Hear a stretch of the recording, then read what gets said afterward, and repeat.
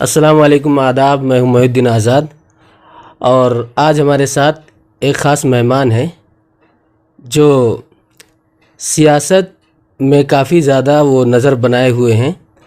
तालीमी लियाकत भी माशाअल्लाह बहुत अच्छी है और ख़ुसूसी तौर पर डुमरियागंज की सियासत पर इनकी अच्छी पकड़ है, जिनका नाम सुफियान अख्तर साहब है। मैं उनसे जानना चाहूँगा कि डुमरियागंज की मौजूदा सियासत का हाल क्या है और वहाँ के लोग क्या सोच रहे हैं। सबसे पहले सुफियान साहब, NIN में आपका इस्तकबाल व स्वागत है। शुक्रिया भाई। आप लोगों को बताना चाहता हूँ तमाम नाजरीन को कि हमारे साथ सिर्फ एक शख्सियत नहीं, जैसे कि मैंने बता चुका है, एक तालीमी लियाकत जिनकी रही है, तालीमी सरगर्मियाँ इनकी काफ़ी ज़्यादा रही है और ये तालीम ही से जुड़े हुए हैं। तो मैं इनसे थोड़ा मुख्तसर तारुफ इनकी तालीमी लियाकत के बारे में जानना चाहता हूँ। सुफियान साहब, मुख्तसरन आप बताएं हमारे नाजरीन को कि आपकी तालीमी शुरुआत कहाँ से हुई, फिर सियासत में आप दाखिला कैसे लिए और कहाँ से सारी चीज़ें हुई। इब्तदाई तालीम मैंने अपने गांव के मकतब से हासिल किया। उसके बाद दर्जा 6 के बाद हम लोग दिल्ली चले आए। यहाँ मैंने जो है महदूद तालीम इस्लामी में मैंने यहाँ से आलिमियत किया। उसके बाद नदवा चले गए, 2 साल नदवे में पढ़ा। फिर वहीं से जामिया मिलिया आए। यहाँ हमने BA MA MPhil और नेट भी यहीं से क्वालिफाई मैंने किया। और फिर मैं हाजी इस्माइल डिग्री कॉलेज सादुल्ला नगर में वहाँ लेक्चरशिप के पोस्ट पे मैं रहा लगभग 4 साल तक। और फिर अरबी पर्शियन बोर्ड में मैं हूँ 2010 से लेकर अब तक वहीं उसमें जो है तालीम व ताल्लुम का सिलसिला चल रहा है। जहाँ तक सियासी मामला है, हम लोग जब जामिया मिलिया में थे तो यहाँ की सियासत में हम लोग सरगर्म रोल अदा करते थे। स्टूडेंट यूनियन में, जामिया मिलिया की स्टूडेंट यूनियन ज़्यादातर जब तक मैं था यहाँ पर, हम ही लोग जिसको चाहते थे वो अध्यक्ष यहाँ का बनता था। बज़्म जामिया का मैं हमेशा तक यहाँ सदस्य रहा, मेंबर रहा। ये है मुख्तसर हमारा। आप डुमरियागंज जो है विधानसभा 306, उसमें सियासी तौर पे बहुत ज़्यादा सरगर्म रहे हैं। कई लोगों के साथ आपने काम भी किया है। पहले की सियासत और मौजूदा सियासत में क्या चीज़ को आपको फ़र्क नज़र आता है? ये क्या पहले होती थी, अब नहीं हो रही है? क्या उनमें भाईचारे में कुछ इख्तलाफ हुए? बुनियादी तौर पर 3 तरह के लोग रहते थे और वही ज़्यादातर, कभी भाजपा है, बहुजन समाज पार्टी और समाजवादी पार्टी। मरहूम मलिक तौफीक साहब और मलिक कमाल यूसुफ साहब, ये ना सिर्फ डुमरियागंज बल्कि सिद्धार्थ नगर में इन लोगों का होल्ड होता था। यही नेता माने जाते थे पूरे सिद्धार्थ नगर के। इन लोगों का अपना नज़रिया ये था कि इन्होंने कभी धर्म के नाम पर, जात के नाम पर सियासत नहीं किया, हिंदू मुस्लिम की कभी राजनीति नहीं की, इसीलिए हमेशा भाईचारा वहाँ बना रहा। आज की डेट में भी कम से कम 15,000 पंडितों का आउट उनको मिलता है। वो पीस पार्टी में चले गए, गंगा जमनी तहजीब को बचा के रखा। और चूंकि इनका पूरे ज़िले पे होल्ड था, इसलिए पूरा सिद्धार्थ नगर ज़िला आप देखेंगे हिंदुस्तान में सबसे ज़्यादा अमन अगर कहीं पाया जाता है। आप अधिकारियों से बात कर लो, वो यूपी के किसी भी ज़िले में रहते हैं, यहाँ से ट्रांसफ़र होकर जब सिद्धार्थ नगर में जाते हैं तो उनको इतना सुकून लगता है, वहाँ पे इतना ज़्यादा अमन उनको महसूस होता है कि वो सोचते हैं हम यहीं रहें। जब से वहाँ पे हिंदू या वाहनी का एक प्रदेश अध्यक्ष, प्रदेश प्रभारी कह लीजिए, वो आए तो उनको उसी में फ़ायदा है कि जब तक हिंदुओं को उल्टा सीधा मुसलमानों को गाली दे करके नहीं करेंगे तब तक हमारा फ़ायदा नहीं होगा। इसलिए उन्होंने नफ़रत की सियासत की। पहली बार ऐसा हुआ है, देश आज़ाद होने के बाद पहली बार डुमरियागंज में ये चीज़ देखी गई है कि एक दरोगा कहे, चाहे ऐलान कहे, चाहे चुपके से उससे कहे कि भाई आप मुसलमान हो तो आपका काम नहीं कर पाऊंगा। ये नफ़रत की सियासत सिर्फ डुमरियागंज में नहीं, कहीं ज़्यादा कहीं कम पूरे हिंदुस्तान में है। लेकिन अभी जैसे आपने बताया कि नफ़रत की सियासत चल रही है और डुमरियागंज में अभी फ़िलहाल कई लोग इस इलेक्शन के, विधानसभा इलेक्शन के लिए दौड़ में हैं। उसमें कुछ मुस्लिम भी हैं, कुछ गैर मुस्लिम भी हैं। कुछ गैर मुस्लिम सेकुलर के तौर पे बहुत अच्छा आजकल मतलब कारकर्दगी कर रहे हैं। आपको क्या लगता है कि डुमरियागंज में सेकुलर नेता इस बार बोलबाला रहेगा या डुमरियागंज विधानसभा में जैसे बहुमूल्य जो मुस्लिम जो वोटर्स हैं वो काफ़ी ज़्यादा, प्रतिशत के एतबार से भी वो ज़्यादा हैं, तो गैर मुस्लिम भी सेकुलर बन के वो सीट जीत सकता है या मुस्लिम ही का चेहरा वहाँ ज़रूरी है? जैसे देखिए, असल तो बात तो सही है कि पूरे उत्तर प्रदेश ही में है, सीट को लेकर के ही मेन मामला होता है। इसलिए कि देखिए बीजेपी कम्युनल पार्टी मानी जाती है और उनका अपना वोट प्रतिशत जो है वो उतना ही है जितना पहले पाते थे, लेकिन उतने ही प्रतिशत वोट प्रतिशत में वो सरकार बना लेते हैं। इसलिए कि सामने वाला जो सेकुलर वोट होता है 70% वो बढ़ जाता है। मैं आपको बताऊं, देखिए हिंदुस्तान में आज भी भेदभाव, ऊंच नीच बहुत ज़्यादा चल रहा है। आप देखिए फ़िलहाल डुमरियागंज में जो लोग उसकी दौड़ में हैं, टिकट के दौड़ में या लड़ने के अपने प्रत्याशी की दौड़ में, मरहूम तौफीक साहब की साहबजादी सैयदा खातून, लेकिन बीएसपी ने उनका टिकट काट करके अशोक तिवारी को दे दिया है। सपा से राम कुमार उर्फ जिनको यादव हैं। ऊंच नीच में बड़ा एतकाद रखता है, भरोसा रखता है। वहाँ के पंडित किसी भी हिसाब से इस बात को लेकर तैयार नहीं है कि वो किसी बैकवर्ड को वोट दे के उसको अपने ऊपर हाकिम बनाकर बैठाएं। कमाल साहब का जो 15,000 पंडितों का वोट था वो खिसक के चला गया भाजपा की तरफ और भाजपा जीत गई। वोटर हैं, सबको सेकुलर जाने का अख्तियार है। जैसे मैंने बताया कि डुमरियागंज में मुस्लिम बहुमूल्य है। आपको क्या लगता है कि मुस्लिम पार्टियां अगर वहां कूद जाएं उस डुमरियागंज में, तो क्या उनका कूदना सही होगा या गलत? मैं बताऊं आपको, मेरी तो राय यही है ही नहीं। हिंदुस्तान में चूँकि जमहूरी मुल्क है और जमहूरियत में आप जानते हैं जिसकी तादाद ज़्यादा होती है वही हुकूमत करता है। हमारी तादाद कम है तो हम तो हुकूमत वैसे भी नहीं कर पाएंगे। अगर इस नाहिए से हम कूदते हैं कि हमारा जो है हम हुकूमत कर लेंगे तो माइनस में जाएंगे हम, इसमें दो राय नहीं है। दूसरी बात देखिए, ऐसा है कि नारों में लोग आ जाते हैं, इसमें दो राय नहीं है। कुछ वोट तो नुकसान हो ही जाता है, चाहे 2,000 4,000 वोट नुकसान हो, आपका वोट तो नुकसान होना ही होना है। लेकिन देखिए अब इस बार का जो होगा इलेक्शन, वो बहुत ही लोग सूझबूझ से वोट करेंगे। एक एक आदमी बहुत ही सूझबूझ से वोट करेगा।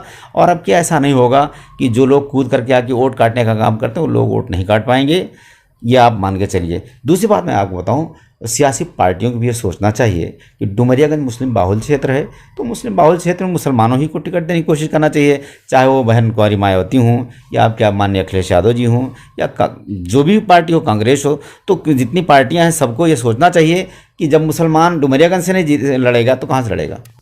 दो पार्टियां हैं खुसूसी तौर पे जो काफ़ी मेहनत कर रही हैं यूपी में। एक तो पीस पार्टी है जो वहीं की बनी हुई और वहीं पे है, और एक अभी MIM आई हुई है। इन दोनों पार्टियों में अगर देखा जाए सियासी तौर पे कौन बेहतर है? चूँकि आपने तो हदबंदी कर दिया कि हमको ये बताना है कि दोनों पार्टियों में से बेहतर है कौन, वरना हम तो दोनों को रिजेक्ट करते।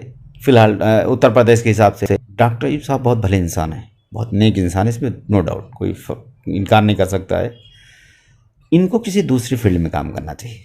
वो तो सबकी सेवा करते थे, बड़हलगंज में रहते थे, सारे लोगों की, कितने हज़ारों हज़ार हिंदू भी हैं, मैं देख रहा हूँ उनकी तारीफ़ करते हैं जो ऑपरेशन करा के आए हैं।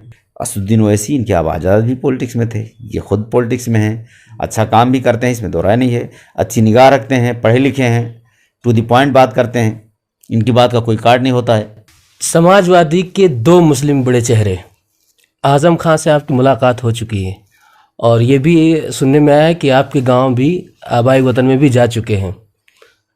आपको क्या लगता है कि समाजवादी पार्टी जो है आज़म खां के साथ जो रवैया अपना रही है या मौजूदा वक्त में मुसलमानों के साथ, चाहे वो स्टेज का मसला हो और चाहे वो सियासी मैदान का मसला हो, जिस तरीके से उनके साथ वो किया जा रहा है, व्यवहार अभी किया जा रहा है, आपको क्या लगता है कि आने वाले दिनों में क्या वो मुसलमान का आज एक इज्जत जो है, एक अदब जो एहतराम है समाजवादी पार्टी में बरकरार रहेगा या फिर ऐसे दिन ब दिन घटता चला जाएगा? देखिए इसमें कोई शक शुबा नहीं है कि आज़म खान एक बहुत शरीफ इंसान थे और उनकी सियासत, बहुत साफ़ सुथरी सियासत उन्होंने किया है। हम अक्सर उनके लिए जलसों में एक शेर पढ़ा करते थे कि मेरे दामन में 100 पेवंद लेकिन खुदा का शुक्र है धब्बा नहीं है। तो उनके दामन पे कहीं धब्बा नहीं है। अब रही बात समाजवादी पार्टी की, क्या मजबूरी है मैं समझ नहीं पा रहा हूँ। पूरी पार्टी को खुल के उनके साथ आना चाहिए, इसका नुकसान तो पार्टी उठाना ही पड़ेगा, इसमें दो राय नहीं।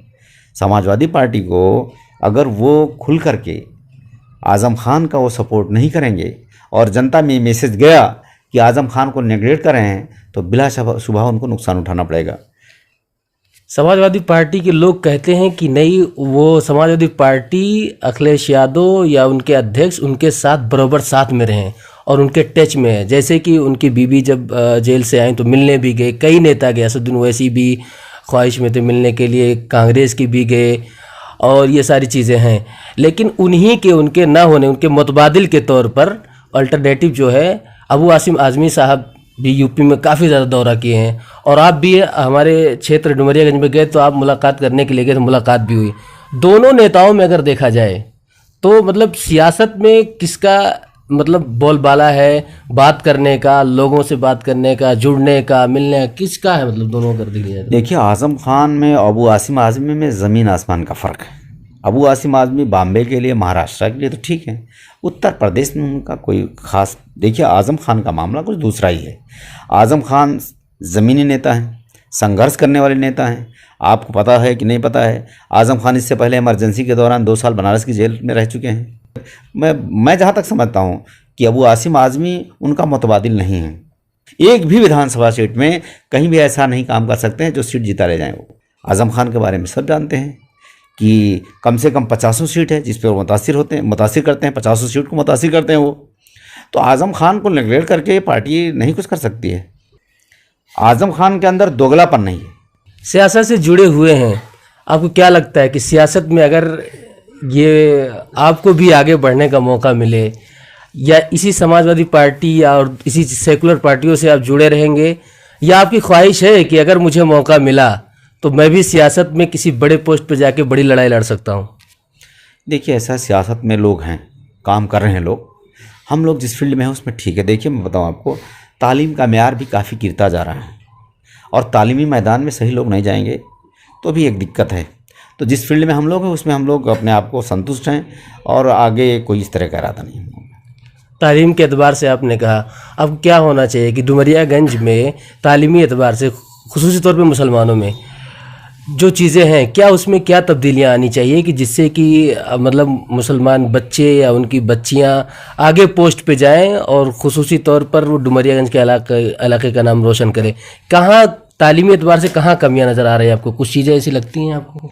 मैंने देखा कि अगर आप चाहो कि गार्जियन को हर महीने में मीटिंग में बुलाओ, 1 महीने में 1 दिन भी वो अपने बच्चों के लिए टाइम देना नहीं चाहते हैं। और जब तक टीचर का, गार्जियन का और मैनेजमेंट का, ये तीनों का बिल्कुल साथ नहीं होगा, तीनों का आपस में संपर्क नहीं होगा, तब तक बच्चे काम नहीं कर सकते हैं। दूसरी बात मैं आपको बताऊं, जो माहिर तालीम है, अच्छी फैसिलिटी पाते हैं, वो शहरों में तो आ जाते हैं, काम करते हैं। तालीम के माहिरीन हैं वो शहरों में भाग आते हैं, गांव में नहीं पाए जाते हैं। तो जो इस तरह के लोग, उनको गांव में जाके काम करना चाहिए। असातिज़ा की कमी ही एक ऐसी कमी है जो वहाँ के लोग बच्चों को मायूस करती है और आगे नहीं आ पाते हैं। तो सबसे बड़ी चीज़ है कि वहाँ जो सिलेक्शन हो असातिज़ा का, वो अच्छे ढंग से हो, टैलेंटेड लोग हों, और सबसे बड़ी चीज़ है जो ट्रेंड हो, वो वहाँ पे अगर सेलेक्ट किए जाएं तो इंशाल्लाह इसमें कोई दो राय नहीं कि कामयाबी होगी, बच्चे जाएंगे, कामयाब होंगे। NIN के नाजरीन और डुमरियागंज विधानसभा के आवाम को, जो वोटर्स हैं, आप एक जुमले में क्या पैगाम देना चाहते हैं वहाँ के लोगों को? जो डुमरियागंज के वोटर हैं, जिसके बारे में भी ये देखें कि भाजपा को ये पार्टी हरा ले जाएगी, उसी को आप वोट करिए। चलिए, बहुत बहुत शुक्रिया।